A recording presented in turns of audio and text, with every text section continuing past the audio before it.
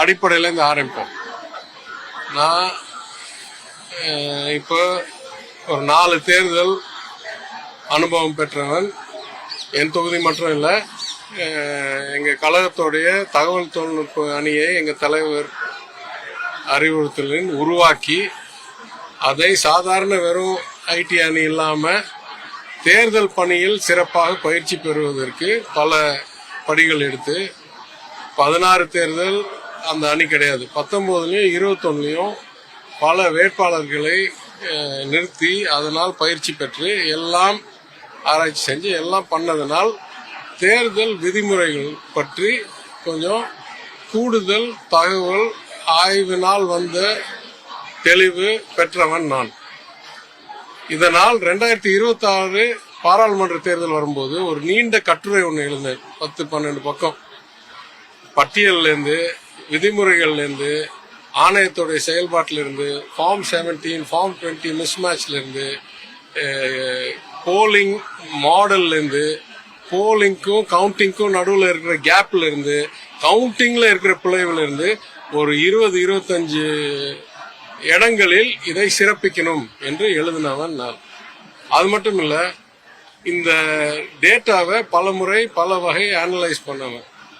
குறிப்பா ஒரு உதாரணம் சொல்றோம். ஆர்கே நகர்ல 2016 தேர்தலுக்கு பிறகு 2 இடைத்தேர்தல் நடந்தது. ஞாபகம் இருக்கா? ஒன்னு அறிவிக்கப்பட்டு பின்வாங்கிட்டாங்க, இன்னொன்னு அறிவிச்சு நடந்தது.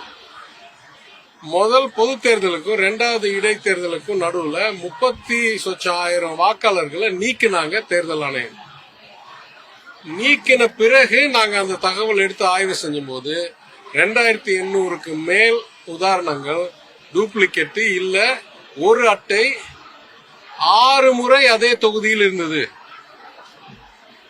5 முறை வெவ்வேறு பூத்தில் ஒரே பெயர், ஒரே வயது, பாலினம் பெண், 6வது முறை அதே ஓட்டர் ஐடிக்கு வயது வேற, பெயர் வேற, பாலினம் ஆண், பெண்ணா இருந்தவங்க இந்து பேர் வச்சிருந்தவங்க, ஆம்பளையா இருந்தவங்க இஸ்லாமிய பேர் வச்சிருந்தாங்க, அதே ஓட்டர் ஐடியில். இவ்வளவு பிழைவு இருந்து எதிர்கட்சியா இருக்கும்போது நாங்கள் கொண்டு போய் அன்னைக்கு இருந்த தேர்தல் கமிஷன் லக்கோனி அவரிடம் காமிச்சு அதெல்லாமும் நீக்கினார். எனவே இது ஒரு தொகுதியில் அன்னைக்கு நாங்கள் கண்டுபிடிச்சது.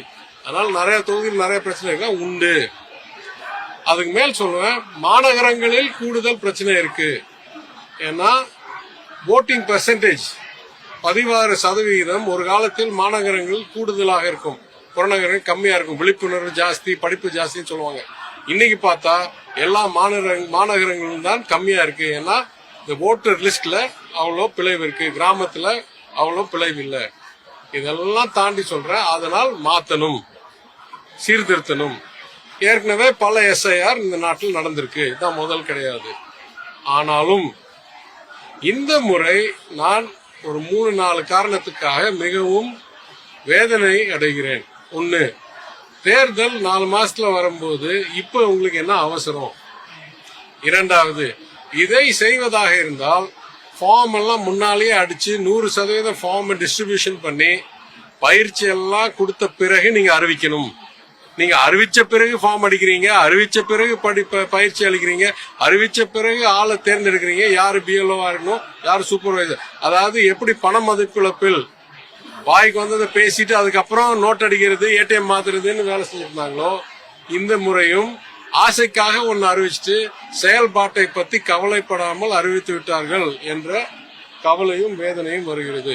குறிப்பாக சொல்றேன், 3வது பிரச்சனை, இந்த டேட்டா என்ன சொல்றாங்க, 2005 மாநகரங்கள் இல்ல 2002 புறநகரங்கள் அன்னைக்கு நடந்த எஸ்ஐஆரில் உங்கள் பெயர் இருந்தால் நீங்க வெறும் புது போட்டோ மாத்திரம் போட்டுட்டு நீங்க ஆட்டோமேட்டிக்கா கையெழுத்து போட்டு ஓட்டர் ஆயிடலாம்.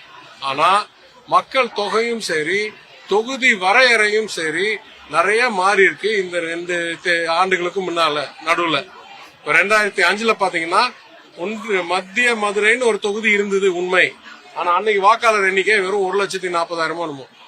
அதுல பல பேர் தவறி இருப்பாங்க, பல பேர் ஊர் விட்டு ஊர் போயிருப்பாங்க. மிஞ்சி போனா அதுல 1,00,000 பேர் இன்னும் இன்னைக்கு இருப்பாங்க இங்க. ஆனா இன்னைக்கு வாக்காளர் எண்ணிக்கை கிட்டத்தட்ட 2,40,000. அப்போ 1,40,000 பேர் ஆட்டோமேட்டிக் குவாலிபிகேஷன் கிடைக்காது. இது என் தொகுதியில். பக்கத்து தொகுதி எடுங்க. மதுரை வடக்குன்னா அந்த மாதிரி ஒரு தொகுதியே கிடையாது. 2005ல் 2011 மரவர் ஏரியால தான் அது வந்துச்சு. கரெக்டா? அப்பனா அது 100% புதுசா எடுக்க வேண்டியிருக்கும். இல்ல பக்கத்து தொகுதியில இருந்து கொண்டாந்து காமிக்கணும். இந்த வேலையெல்லாம் 30 நாளுக்குள்ள முடிக்க முடியுமா? ஃபார்மும் பத்தல, ஆளும் பத்தல, ஆளுடைய ட்ரைனிங்கும் பத்தல. இவங்கெல்லாம் முழு நேரம் வேற வேலை செய்து கொண்டிருக்கிறவர்கள். இந்த பிஎல்ஓ போட்டிருக்காங்களா, அவங்கெல்லாம் சிறப்பாக பயிற்சி பெற்று நாள் பூரா இந்த பணி செய்கிற நபர்கள் இல்ல. அவங்க ஏற்கனவே அரசு ஊழியர்கள், வேற ஏதோ பணியில் இருக்கிறார்கள். கூடுதல் பணியாக இந்த வேலை கொடுத்திருக்கு. கூடுதல் பணியாக இவ்வளோ குறுகிய நாட்களில் குறைந்த பயிற்சியுடன் தேவையான ஃபார்ம் ஆட்டோமேட்டிக்கா கையில இல்லாம எப்படிங்க நீங்க இத்தனை கோடி பேரை இவ்வளோ குறுகிய நேரத்தில் சேர்க்க போறீங்கள்? எல்லா செயல்பாடும் இந்த ஒன்றிய அரசோடது. வாயில வடை சுடுறது ரொம்ப சுலபம். அது செயல்படுத்துறதுக்கு திறன் வேணும், திட்டமிடணும், யோசிக்கணும். ஆக்சுவலா கிரவுண்ட்ல யாரு போய் பண்ண போறாங்க, அவங்களுக்கு என்ன நம்ம சக்தி கழிக்கணும், எவ்வளவு நேரம் கொடுக்கணும், இதெல்லாம் நீங்க நினைக்காம நான் ஆணையிட்டால் அது நடந்து விடும்னு இறைவன் மாதிரி நினைச்சா இது சாத்தியமே இல்லை செயல்பாட்டுக்கு.